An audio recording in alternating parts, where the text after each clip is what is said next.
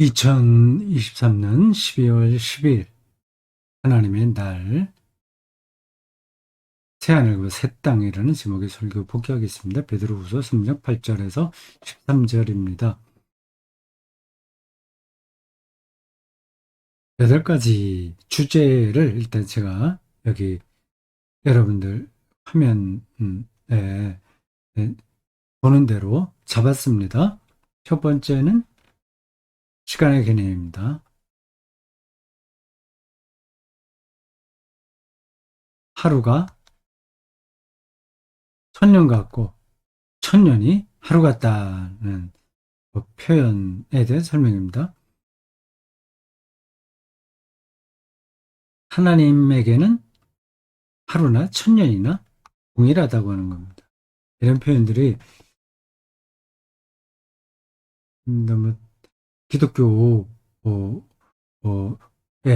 종교적 특색이지 실제적이지는 않다. 그렇게 생각하는 분들이 있을 겁니다. 근데 그렇지 않은 거예요. 시간이 우리가 생각하고 있는 24시간 하루, 한 달, 30일, 31일, 1년 365일. 뭐 그런 식으로 일단 계산은 하지만 그게 시간을 다 드러내는 것은 아닙니다. 그것에 대한 근거를 제가 세 가지로 말씀드렸어요. 첫 번째는 수학 개념이고, 두 번째 물리학이고, 세 번째 호모 에렉투스 200만 년 전 이야기를 잠깐 끌어들였습니다. 수학에서 아무리 많은 수라고 하더라도 어떤 유한 숫자, 아주 무지하게 큰 유한 숫자 곱하기 0은 결국 0이 되는 거거든요. 이게 숫자가 이렇게 절대적인 게 아니라고 하는 겁니다. 근데 영원성 무한수 앞에서는 유한수는 아무리 커야 0이죠. 차이가 없죠. 그러니까 수학 개념을 정확하게 말하는지는 모르겠습니다만은 어떤 뜻인지는 전달이 됐죠. 그 물리학에서도 그 시간의 상대성을 얘기하잖아요. 좀 이상합니다. 이런 것들은 우리 일상에서는 잘 느껴지지 않아요. 저쪽에 있는 사람과 나에게, 저 사람과 나에게 시간이 똑같이 흐르지 않는다고 하는 겁니다. 그건 일상에서는 경험하기 힘들어요. 그건 우리는 일상은 너무 이렇게 짧으니까 그렇습니다. 근데 굉장히 긴 시간으로 확대를 하게 되면 그렇다고 하네요. 3,000m 그 산 위에 사는 사람하고 그 밑에 평지에서 사는 사람하고 시간이 다르게 흐른다고 합니다. 지구에서 한 3,000m 꼭대기에 살게 되면 같이 한 바퀴 돌지만 위에 있는 사람은 더 빨리 도는 거죠. 시간이, 그러니까 시간이 빠른 게 아니라 거리가 더 많은 거죠. 좀 솟아 올라와 있으니까. 거리가 많은 데를 똑같이 하루에 도니까 속도가 빠른 겁니다. 속도가 빠르게 되면 시간이 천천히 흐른다고 해요. 이제 말로만 이렇게 할 수 있을 뿐이지 실감하기는 힘듭니다. 어쨌든 현대 물리학도 시간을 절대적으로 말하지 않습니다. 그 천년의 하루 같고 하루가 천년 같고 천년의 하루다. 천년이 이제 36만 5천일 정도 되거든요. 그러니까 1과 36만 5천이 뭐 이렇게 다른 게 아니다고 하는 이 베드로 후서의 말씀이 수학 개념이나 물리학 현대물리학에서도 그 틀린 말은 아니다고 하는 겁니다. 그 호모 에렉투스 이야기를 잠깐 했죠. 이거 뭐 제가 조금 알고 있는 그 고생물학 그 정보를 여러 번 이야기합니다. 이게 중요하기 때문에 얘기를 해요. 시간으로 보면 200만 년 전인데 정말 까마득하죠. 실감은 잘 되지 않습니다. 그 전에도 있었고 지금도 계시고 앞으로 계실 자다. 그런 표현들이 있지 않습니까? 이게 경험이 안 돼요. 이제 그걸 뛰어넘어야 됩니다.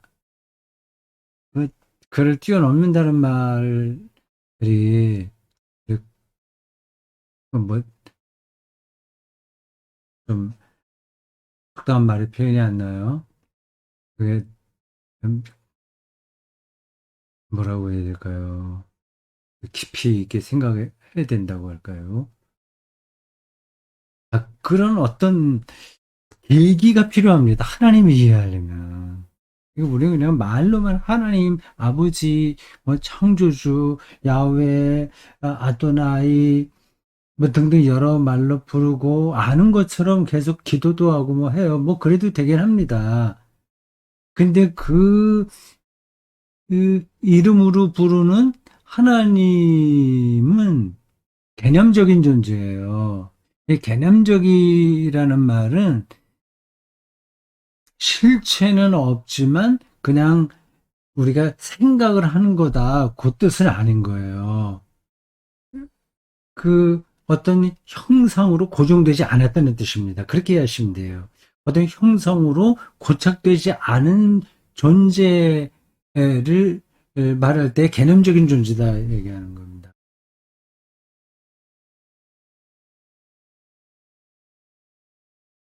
이런 점에서 하나님과 가까이 하는 것, 혹은 더 직접적으로 해서 하나님 경험은 죽을 때까지 계속돼야 됩니다. 이 개념적이기 때문에 그냥 아는 것만큼 보일 수 있고 느끼는 것만큼 알게 되는 겁니다. 이런 말을 하면서도 제가 이게 내가 알고 하는 얘기인가 하는 생각이 들고 또 이렇게 전달이 될까 하는 생각이 듭니다. 근데 전달이 되죠. 근데 거기서 근데 그리스도인들이 어떤 껍질에 딱딱하게 이렇게 휩싸여 있어서 개념적으로 하나님을 이해해야 된다는 말을 전혀 알아듣지를 않습니다. 알아들으려고 하지 않습니다. 골치 아파. 그냥 우리가 하나님 믿고, 그래, 은혜 주는 대로 이렇게 믿고 살래. 그런데 떨어지고 마는 거죠.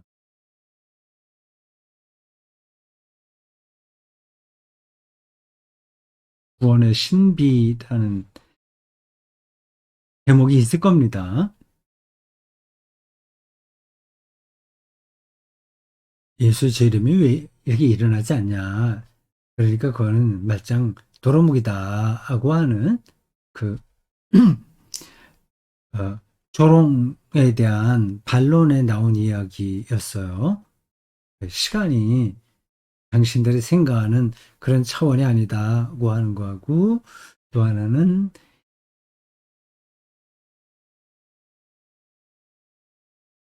모든 사람들이 구원받기를 기다리신다 하나님께서. 그러니까 재림이 늦는 거다. 뭐 늦다기보다도 재림이 지금 아직 발생하지 않은 거다 그런 얘기였습니다.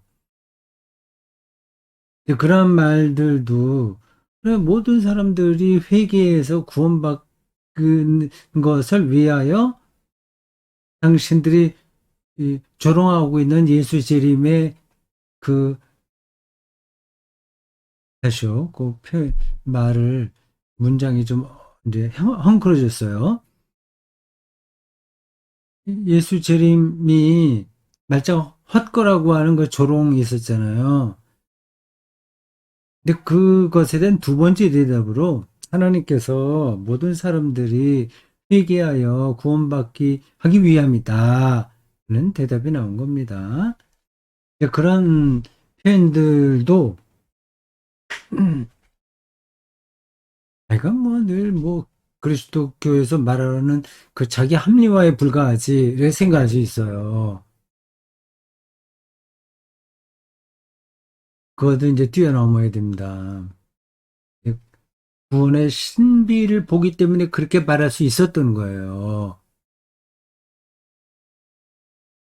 구원의 신비요. 그건 우리가 규정할 수가 없어요. 그래서 왜 예수의 재림이 늦는지를 알 수 없는 거예요. 예수의 재림은 구원의 완성이니까요.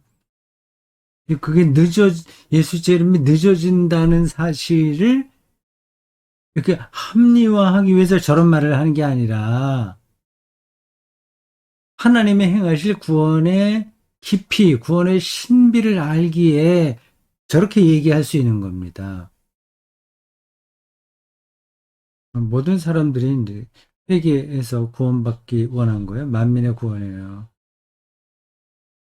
만민의 구원의 반대는 선택적 구원이죠. 선택적 구원과 만민 구원. 맨날 이거 논쟁하는 거죠. 예, 결국은 이게 두 개 다 맞는 이야기예요. 아시겠어요? 칼빈이 얘기하는 예정론도 맞는 이야기예요. 이중 예정이라고 하죠. 구원받을 자와 멸망받을 자, 그 이중 예정 얘기하지 않습니까? 그게 선택적 구원이거든요. 이것도 맞는 이야기예요. 그리고 결국 하나님께서 바르트 표현을 빌리자면 지옥을 만드셨으나 지옥을 비워두실 것이다. 고 했듯이 만민이 구원받는다는 말도 맞는 거예요. 이게 서로 반대되는 얘기가 왜 각각 맞다고 하지? 좀 이상하죠. 제가 다른 공부에서도 얘기했을 겁니다. 기독교 신앙을 오늘 설교에서도 그 비슷한 뉘앙스의 표현을 한 것 같습니다. 그 긴장 사이에 있어요. 서로 모순되는 듯한 진술 사이에서 새로운 길을 찾는 게 그게 이제 신학의 본래 기능입니다. 그리고 그게 그 사이에서 살아가는 그리스도인의 삶을 가리켜서 영성이라고 하는 겁니다. 사람들은 저런 긴장을 유지하기 어려워하죠. 뭐, 이 둘 중에 하나에 대해서 서로 모순되는 게 어떻게 다 맞다는 말이냐. 그렇게 해서 무조건 한쪽으로 치우칩니다.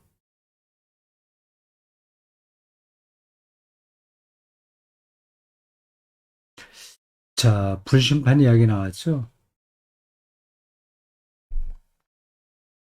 세계가 불로 살라진다고 하는 겁니다. 그 얘기하다가 화장장 소각로 이야기까지 했어요. 뭐, 여러분도 그러시겠지만 저도 가끔 그런 생각을 합니다. 이제 죽으면 거의 소각로로 가잖아요. 아무도 거기에 동행해 줄 수가 없어요. 물론 그 순간에는 의식이 없으니까 누가 동행했냐 아니냐 하는 것도 별 의미가 없긴 하지만 살아있을 때는 그 광경을 생각을 할 수 있잖아요. 그러니까 음, 그 끔찍한 장면이긴 합니다. 그냥 겉으로 드러난 것만 보면 그렇습니다. 아, 네. 의학, 실험, 용으로 보내는 거 있고, 그다음에 그런 거죠. 이건 이제 자기 시체를 거기다 주는 거니까 그냥 화장하는 것도 있고 또 매장 방법도 있고요. 그 티베트 이런 쪽에 어떤 그 마을에서는 지금도 아마 그렇게 실시하기도 할 겁니다. 그 주로 이제 고승들에게 어, 그런 일들이 있는데 이제 조장이라고도 있어요. 새들에게 그 죽은 시체를 잘라서 주는 겁니다. 독수리죠, 주로. 조장. 소각로로 들어가는 게 의식이 있다면, 의식이 거의 없긴 하지만, 소각로로 들어가는 게 편하겠어요? 의학 실험용으로 쓰이는 게 그래도 좀 위로가 되겠어요? 아니면 매장하는 게 낫겠어요? 조장이 낫겠어요? 어떤 거예요? 뭐, 그건 뭐, 뭐, 차이가 없죠. 매장을 하게 되면 땅에다 묻으면, 이제 박테리아가 다 먹어치우니까, 오랜 시간에 걸쳐서, 그것도 뭐 이렇게 상쾌한 일이 아니고, 하여튼 뭐 그렇습니다. 불심판한 이야기를, 그리고 우주의 별의 운명이 태양에 그대로 나타나기 때문에 지구도 결국 불심판을 면하지 못한다. 는 겁니다. 이건 우주 물리학에서 명백한 사실이니까요. 근데 성경은 어떻게 저렇게 오래전에 저런 얘기를 할 수 있었는지 모르겠습니다. 파루시아라고 하는 단어가 나왔죠. 여러 번 제가 오늘 설교에서 언급했습니다. 파루시아, 뭐, 임재, 주님의 임재, 아, 뭐, 오심, 뭐, 재림, 여러 가지 단어로 번역할 수 있어요. 파루시아, 주님의 함께 하심이라고도 할 수 있습니다. 그 뒤에 제가 이야기했는지 모르지만 그 파루시아가 하나님의 나라에 이루어지는 거죠. 주님의 나라이기도 하고요. 새하늘과 새 땅입니다. 근데 그게 이미 여기서 일어난 것일 수도 있다. 그런 얘기를 했습니다. 뒤에 나오는군요. 파루시아의 선취. 파루시아의 선취.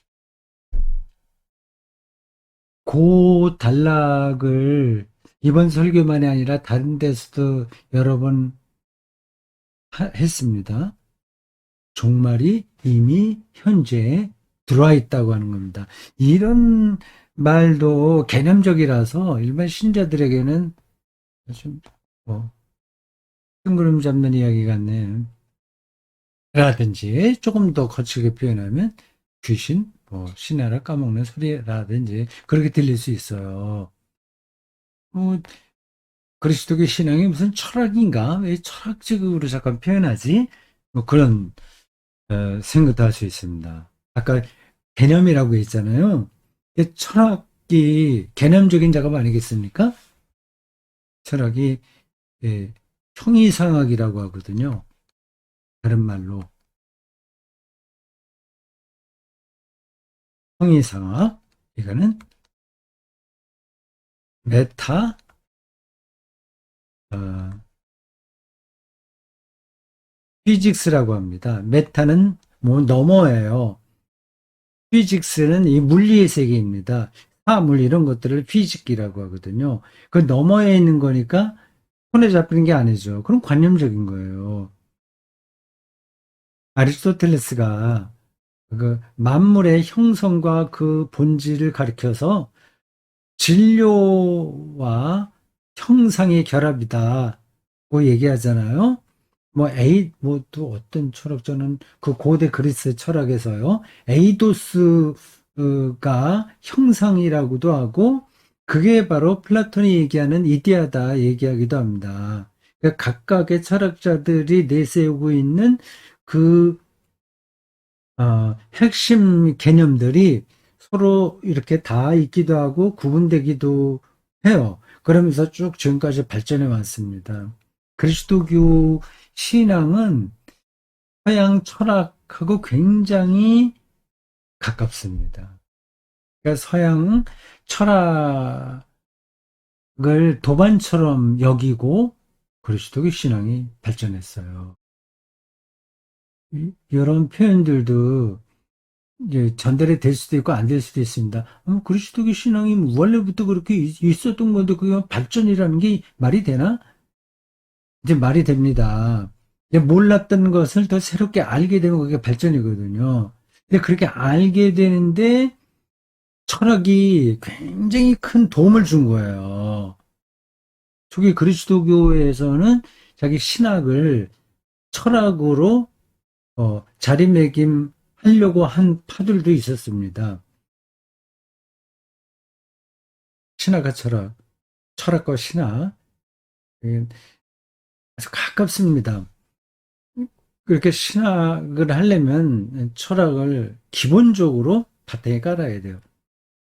이 형이상학을 이제 필로조피라는 철학을 다른 말로 부르는 거거든요. 필로조피, 필로스, 소피아, 어, 소피아를 사랑하는 것. 근데 그 철학의 근원이나 이런 것들을 더 따라가려면 좀 복잡하니까 접어두겠습니다. 제가 이걸 왜 말씀드리냐면, 이 그리스도교 신앙을 이해하는데 저런 철학적 사유가 없으면 불가능하기 때문인 거예요. 보세요. 여기 파루시아의 선취라고 하는 말이 이게 도대체 말이 됩니까? 그건 종말의 성취라는 말을 표현할 수 있어요. 종말이 어떻게 여기 왔단 말이에요. 어떻게 왔냐 이거죠. 그러니까 철학적으로 그거를 어, 이해하지 않으면 저건 이제 말장난이 되는 겁니다.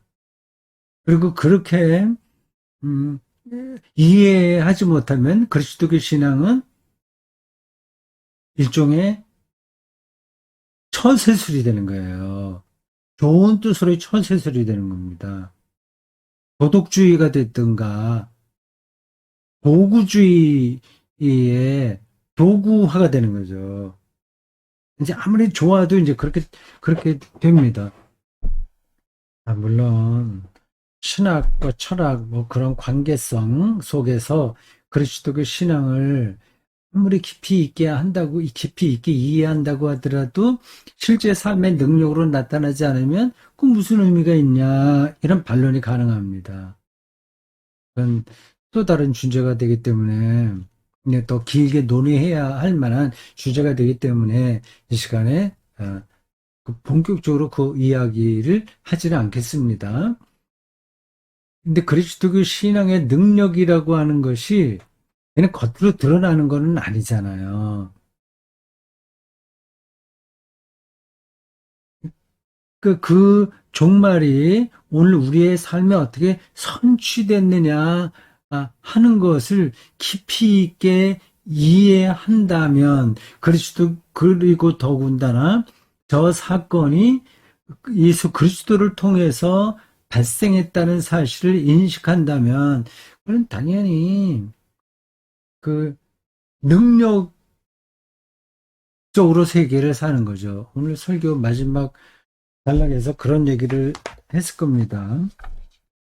그 마지막 문장을 잠깐 읽어볼게요. 이제 설교문입니다. 맨 밑에 있는 마지막 패러그래프예요. 연관되어 있습니다. 로마서와 베드로 후서까지를 연결했습니다. 그 로마서 3장 19절 이하에는 하나님의 의가 어떻게 예수 그리스도에게 실현되었고 우리들에게 일어났냐 하는 것에 대한 설명이에요. 이제 저는 또 하나의 다른 설교 주제가 되는 겁니다. 하나님의 의. 어떻게 그 예수 그리스도를 통해서 우리가 하나님의 의를 받냐. 하나님의 의를 받는다고 하는 것은 하나님으로부터 의롭다고 인정을 받는 거예요. 그 이전까지는 율법을 잘 실행해야 의로운 사람으로 인정받는다고 생각했습니다. 그게 율법주의예요. 이제 예수 그리스도 이후로 그러한 율법의 능력은 본질적인 게 아니게 된 겁니다. 그래도 그 율법 중요하지, 뭐, 누가 중요하지 않다고 하나요? 율법을 폐기하는 것은 아니지만, 율법이 우리를 의롭게 하는 게 아니라는 겁니다. 그거 더 얘기하지 않아도 되죠. 그 부분은 제가 다른 설교에서도 여러 번 얘기했고, 저의 여태까지 행한 설교를 관통하고 있는, 어, 핵심, 음, 개념입니다. 그리고 저의 설교만이 아니라, 특별히 이제 개신교 신학의 근본이에요. 칭의론인 거죠. 의롭다 인정받는다는 사실 말이지. 굉장히 혁명적인 거예요. 응? 이렇게 사람에게 인정받는 게 아니라 하나님에게서 인정받는다고 하는 겁니다. 뭐 이런 표현들이야 일반 설교나 심지어는 뭐 어느 부흥 강사에게서도 들을 만한 얘기, 우리는 사람들에게 인정받지 않고 하나님에게 의롭다고 인정받았으니까 우리야말로 의로운 사람이다. 그런 얘기를 뭐 우리 흔하게 할 수 있어요. 흔하게 그렇게 말하는 거하고 실제로 그거를 자기가 아, 느끼는 거하고는 혹은 그거를 실감하는 거하고는 혹은 그것이 자기의 삶에 인카네이션 되는 거하고는 다른 겁니다. 성육신이라는 성육신. 실제로 그의 삶의 능력으로 자리하는 거. 이를 인카네이션이라고 합니다. 말씀이 육신이 된다. 뭐 그런 데서 나온 표현들이에요.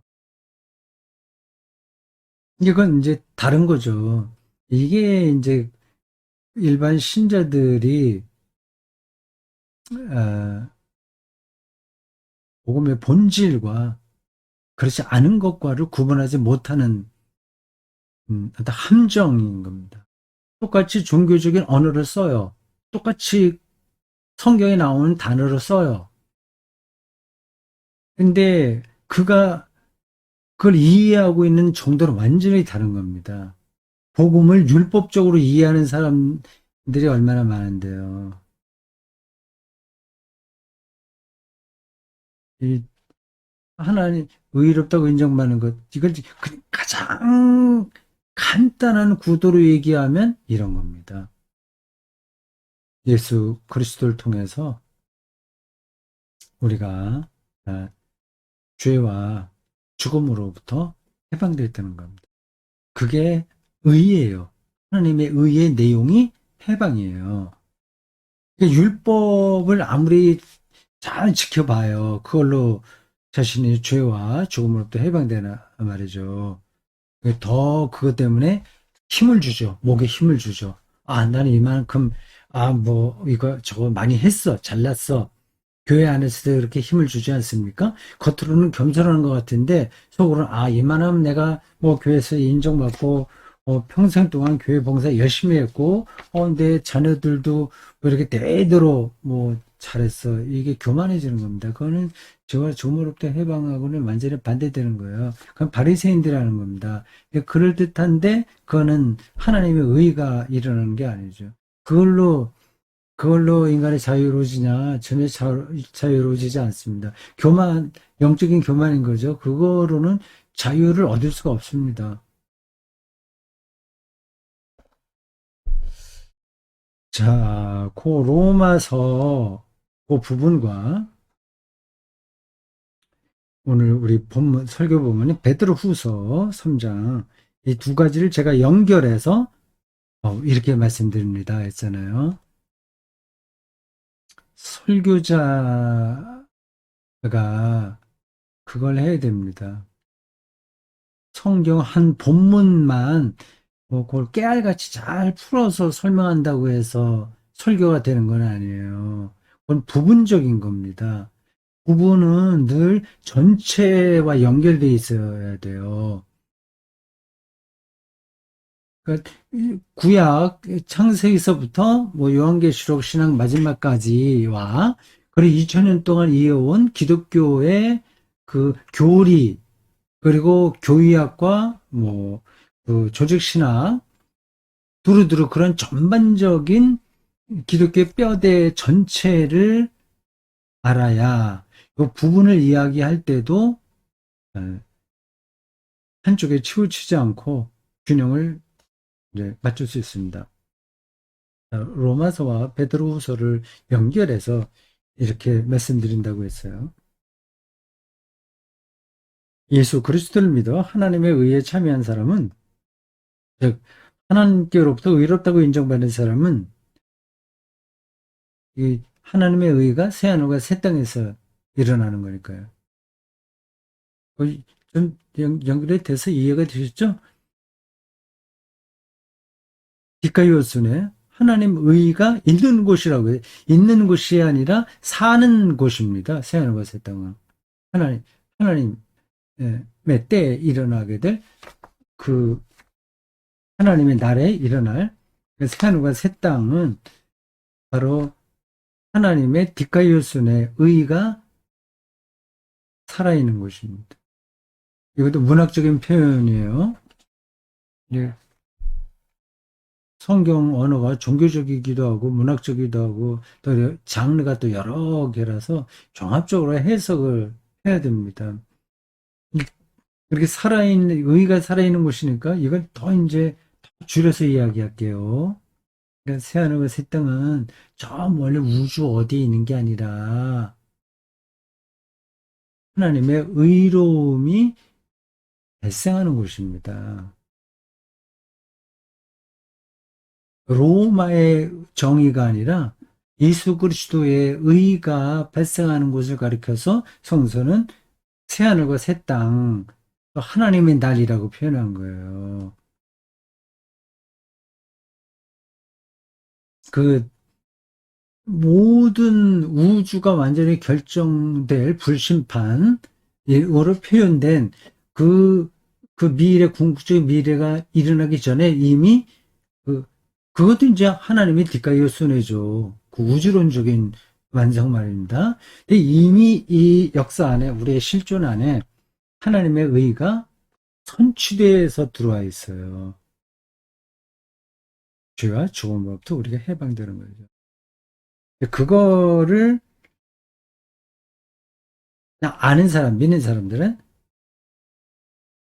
새하늘과 새 땅을 학수고대할 뿐만 아니라 지금 이미 그곳에 들어간 사람처럼 벅찬 기쁨으로 일상을 살아요. 삶의 능력이죠. 예. 벅찬 기쁨, 혹은 기쁨에 충만한 기쁨.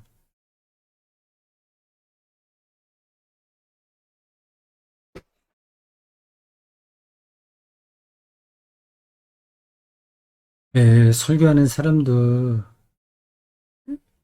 늘 이러지 못할 때가 많아요. 벅찬 기쁨과 충만한 기쁨을 누리지 못할 때가 있어요. 뭐 당연하죠. 뭐 그걸로 뭐 여러분들도 마찬가지일 텐데 그렇게 좌절할 건 없습니다. 다시 또 일어나서 이곳으로 가는 겁니다.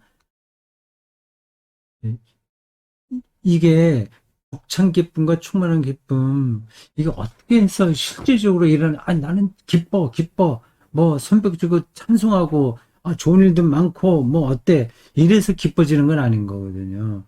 그거는 뭐, 금방 없어질 수 있어요. 이 성경 본문과 연관해서 본다면, 이렇게 생각하십시오. 우리의 상황이 어떤 데 떨어진다고 하더라도, 거기에는 하나님의 디카이오순회가 있습니다. 하나님의 의로움이 있는 거예요. 그거는 평화이기도 하고 사랑이기도 합니다. 어느 곳에나 있는 겁니다. 지옥에도 있어요. 있다고 말해야 돼요. 있는지 없는지 제가 단정적으로 말하지 못해요. 그래서 저는